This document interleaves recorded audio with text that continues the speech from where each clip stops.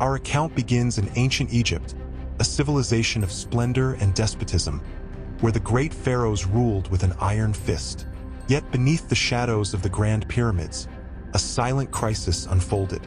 The people of Israel, having settled in Egypt due to a severe famine in their homeland, found themselves not as guests, but as slaves.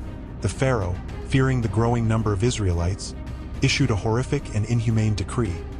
All newborn Hebrew males were to be thrown into the Nile River, consigned to certain death among the currents and crocodiles. In the midst of this backdrop of despair, a Hebrew mother named Jochebed gave birth to a boy. Heavy-hearted for the future awaiting her son, she devised a daring plan. Jochebed made a small basket from reeds, sealing it with pitch and tar to make it waterproof. With love and tears, she placed her son inside the basket and hid it among the reeds at the Nile's edge. Jochebed's faith was her sole companion as she entrusted her son's fate to Providence.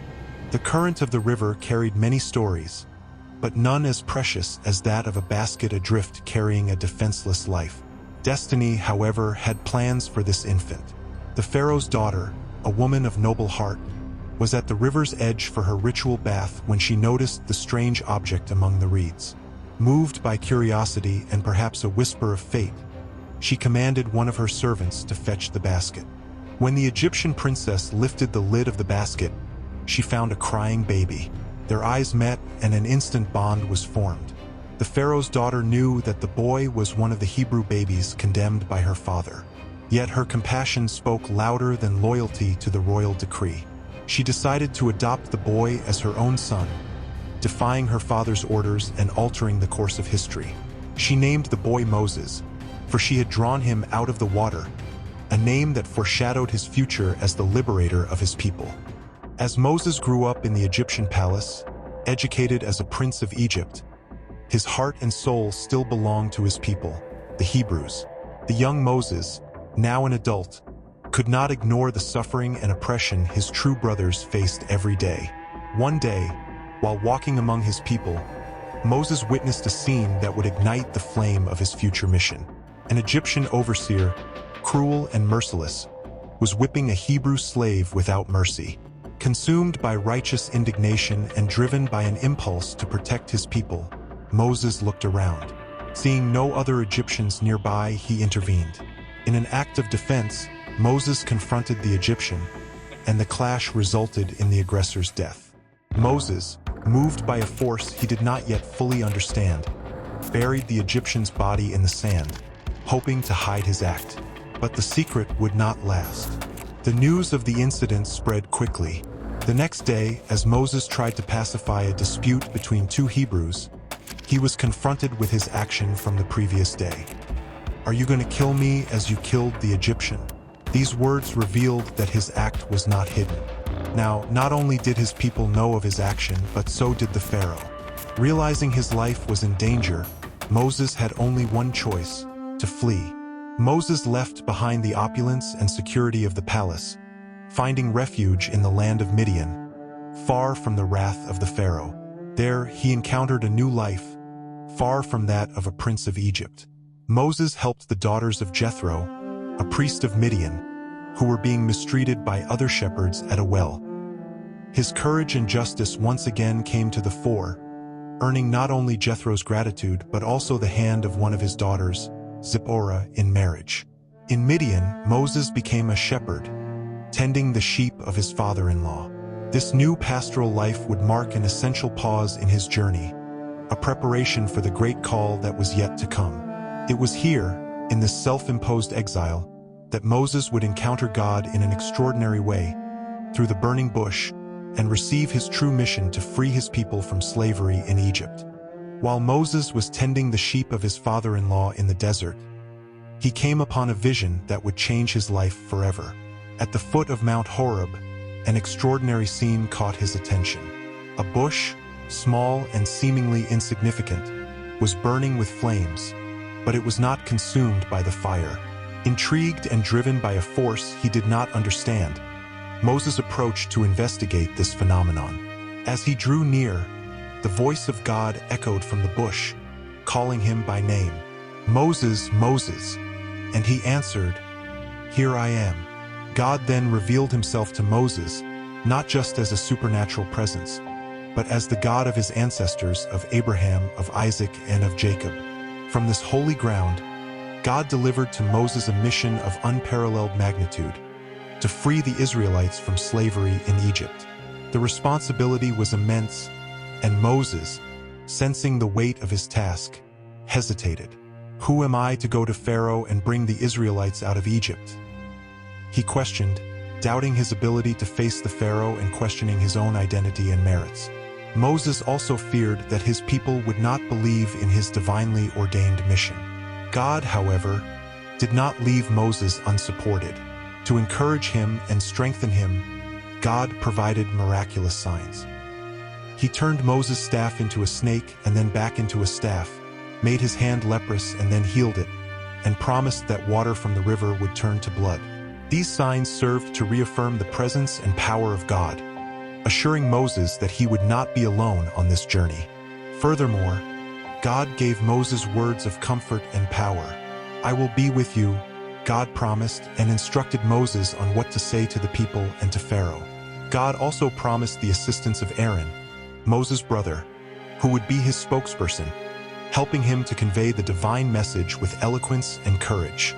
Armed with faith and divine signs, Moses prepared to return to Egypt, the place of his origin and his greatest mission. Accompanied by his family, he crossed the desert, but not without first having a reassuring and significant encounter. Along the way, Moses reunited with his brother Aaron, whom God had instructed to meet him in the desert. This reunion was not just a merging of paths, but a union of purposes. Together, Moses and Aaron headed for the heart of Egypt, ready to confront the Pharaoh and demand the freedom of their people. Upon arriving in Egypt, Moses and Aaron gathered the elders of Israel and communicated God's message. With the people by their side, strengthened by faith in the signs that Moses demonstrated, the duo went to meet the Pharaoh. With courage and determination, they delivered the divine message. "Thus says the Lord, the God of Israel, let my people go so that they may hold a festival to me in the desert." But the heart of the Pharaoh was not moved by requests or by deities he did not recognize. The Pharaoh, whose heart grew increasingly hardened, refused to release the Israelites. With each refusal, he not only challenged Moses and Aaron but also challenged the very authority of God.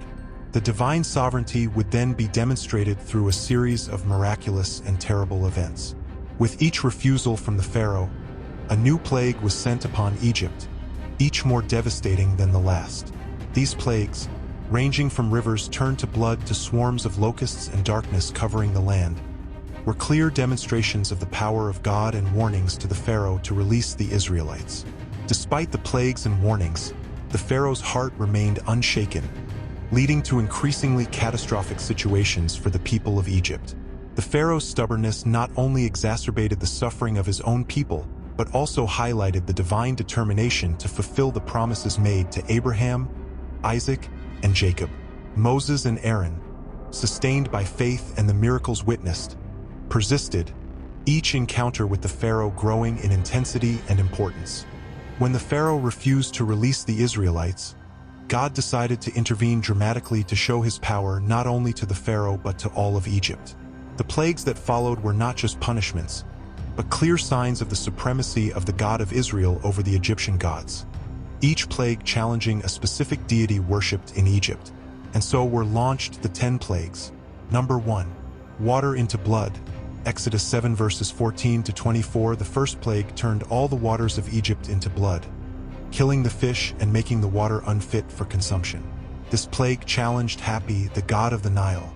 Number 2. Plague of frogs. Exodus 8 verses 1 to 15. The second plague brought an invasion of frogs that covered the country. The frogs invaded the homes of the Egyptians, disturbing all aspects of daily life. This plague challenged Hecate, goddess of fertility and renewal, often depicted with a frog's head.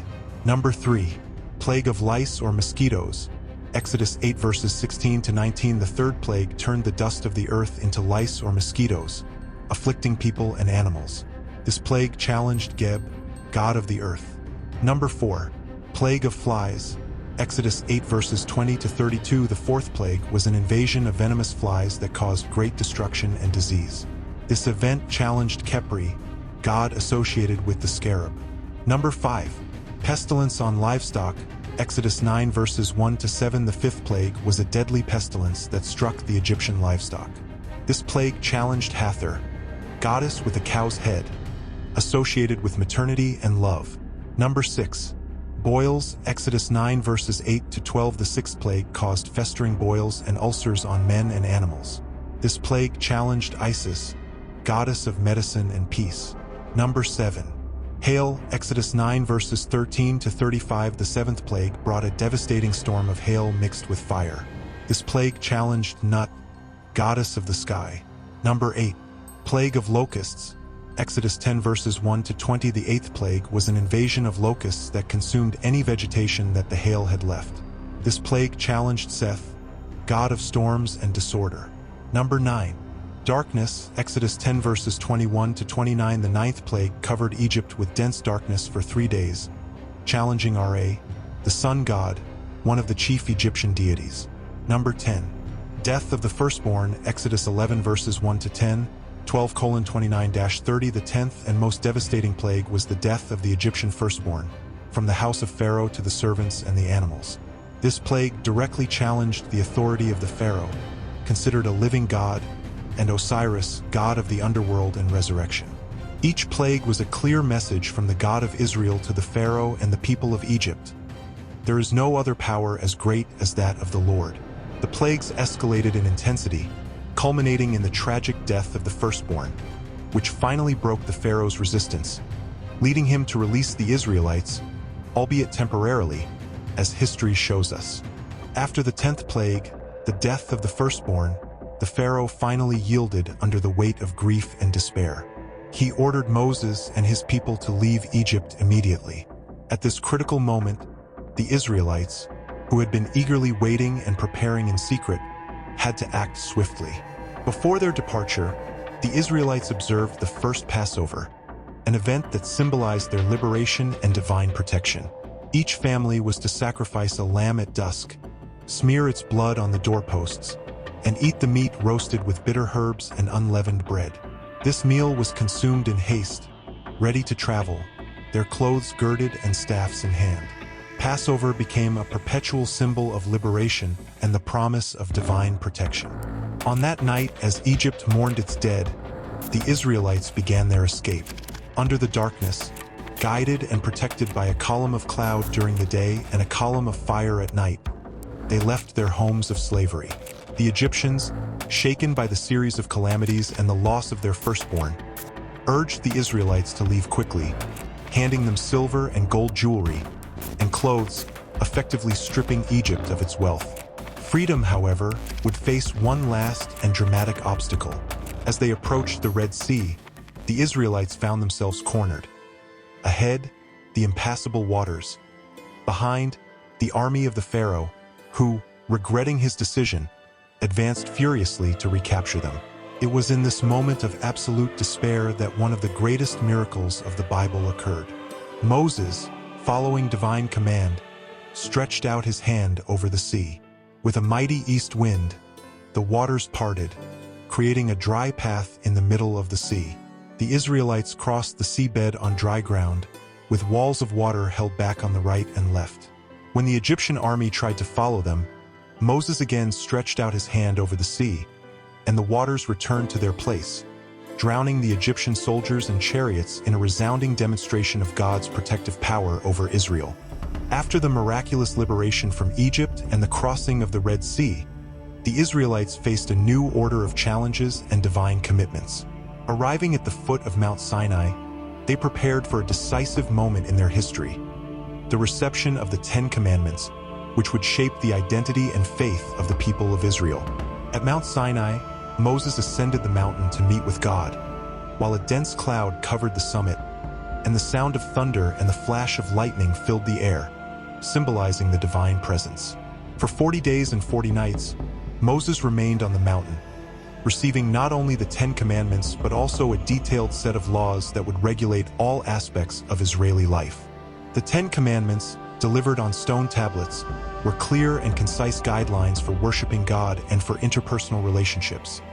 From the commandment to have no other gods before God to precepts about respecting parents and the prohibition of killing, stealing, and coveting. This moment at Sinai represented the formalization of a covenant between God and the Israelites, with mutual promises of fidelity and protection. After the monumental reception of the Ten Commandments, the Israelites continued their journey through the desert, a relentless environment that proved to be both a physical and spiritual testing ground for the people of God. The desert was not just a geographical space. It was an arena where faith, obedience, and dependence on God would be deeply tested. One of the most pressing difficulties faced by the Israelites was the lack of basic resources, such as water and food. In moments of great despair, when water became scarce, there were murmurings against Moses and Aaron. One such incident occurred at Rephidim, where the lack of water led the people to question the presence of God among them, provoking Moses to cry out for help. Responding, God instructed Moses to strike a rock at Horeb, from which water miraculously flowed, sufficient to quench the thirst of the people. The manna, described as small white grains that fell from the sky with the morning dew, was another manifestation of God's care. This bread from heaven was collected daily, except on the Sabbath, and became a constant reminder of God's provision and the requirements of God for observing the Sabbath. When the people grew tired of the manna and cried out for meat, God sent flocks of quails, which flew low enough to be easily captured, again demonstrating his ability to meet the needs of his people, but also highlighting the frequent ingratitude of the Israelites. The journey was also marked by internal tensions and challenges to Moses' leadership. The rebellion of Korah is a notable example, where Korah and his followers, dissatisfied with the leadership of Moses and Aaron, openly challenged their authority. This act of rebellion was dramatically suppressed when God caused the earth to open and swallow the rebels, an event that reinforced the seriousness of maintaining the divinely established order. Another significant challenge was the construction of the golden calf. In the absence of Moses, who was on the mountain receiving the laws, part of the people, impatient and fearing he would not return, built an idol to worship. This grave transgression against the first of the Ten Commandments provoked God's wrath and resulted in severe consequences, reinforcing the prohibition against idolatry and further testing the fidelity and patience of Moses as a leader. After decades of wandering through the desert, facing challenges and guiding the people of Israel, Moses' final moment came. Although he had led the Israelites with dedication and courage, an act of disobedience to God would prevent him from completing the journey with his people. Moses ascended Mount Nebo in the land of Moab, which stands as a bulwark before the vast land of Canaan. From there, God showed him the entire promised land, from Gilead to Dan, all the territory of Naphtali, the territory of Ephraim and Manasseh, all the land of Judah to the western sea, the Negev, and the region of the Jordan Valley with the city of Jericho, the city of palms. It was a vision of a future filled with hope and the fulfillment of divine promises, but also a melancholic moment for Moses, as he knew he would not enter this sacred territory. God explained to Moses that his exclusion from entering the promised land was due to his disobedience at the waters of Meribah, where, instead of merely speaking to the rock to yield water as God had commanded, he struck it with his staff in a moment of frustration and doubt. This action, in God's eyes, represented a failure to sanctify God before the people. Moses died there, in the land of Moab, according to the word of the Lord, and was buried in a valley in that land, but no one knows exactly the location of his burial to this day. Even with his death, Moses' influence continued to resonate among the Israelites and through subsequent generations. Moses was not only the leader who freed the Israelites from slavery in Egypt, he was the mediator of the covenant between God and Israel at Mount Sinai, a lawmaker who laid the foundations of Israeli law and order, and an example of faith and obedience to God. His life and actions are revisited at numerous moments in Jewish liturgy and religious life, and his leadership is often cited as a model of virtue and commitment to justice. Moses' legacy remains as a foundational pillar in Judaism, Christianity, and Islam, where he is revered as one of the greatest prophets and spiritual leaders in history. Through the biblical accounts, his example continues to inspire faith, courage, and unwavering dedication. Thank you. Leave your like, follow, and share the channel. See you in the next video.